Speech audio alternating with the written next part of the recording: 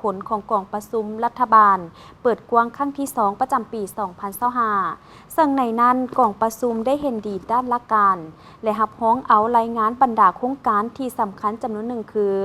การออกแบบก่อสร้างระดมทุนและการดำเนินกิจการโครงการทางรถไฟลาวเวียดนามส่วนที่1แต่ตัวเมืองท่าแขกแขวงขมวนหาหมู่เกียไซแดนลาวเวียดนามในระยะทาง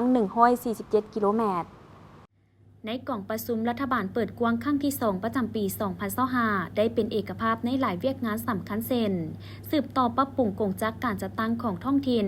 ไปเคียงคู่กับการแบ่งขันคุ้มครองการสร้างระเบียบกลไกการเฮ็ดเวียกขององค์การปกครองท้องถิ่นสืบต่อจัดตั้งปฏิบัตินิติกรรมต่างๆในการสร้างตั้งตาแสงให้สำเร็จเร่งปรับปรุงกลไกและวิธีการจัดตั้งปฏิบัติคำตัดสินของศาลที่ใช้ได้อย่างเด็ดขาดให้สำเร็จและปิดสำนวนคดีให้ได้หลายขึ้นสืบต่อสร้างและปรับปรุงกฎหมายตามแผนที่สภาแห่งชาติรับรองให้มีความรัดกุมและมีประสิทธิผลสูงขึ้นสุมใส่จัดตั้งพันขยายผลกองประชุมสุดยอดต่างๆผลการเคลื่อนไหวเวียกงานต่างประเทศของการนำภาครัฐแผนร่วมมือ2ฝ่ายกับบรรดาประเทศเพื่อนมิตรยุทธศาสตร์และขอบการร่วมมือหลายฝ่ายในอนุภาคพื้นให้เป็นรูปธรรมหลายขึ้น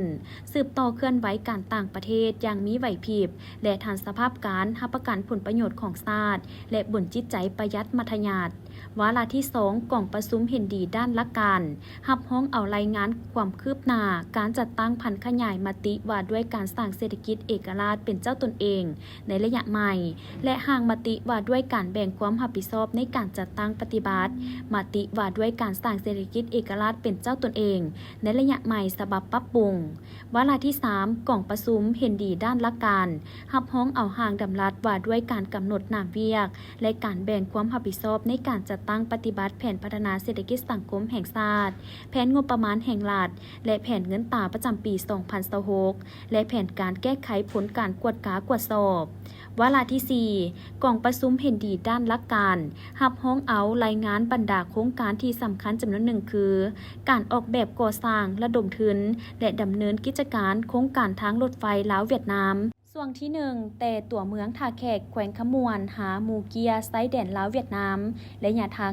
147 กิโลเมตรในรูปแบบก่อสร้างดำเนินงานและมอบโอน BOT รวมทั้งผลการเจรจาสัญญาสัมปทาน CA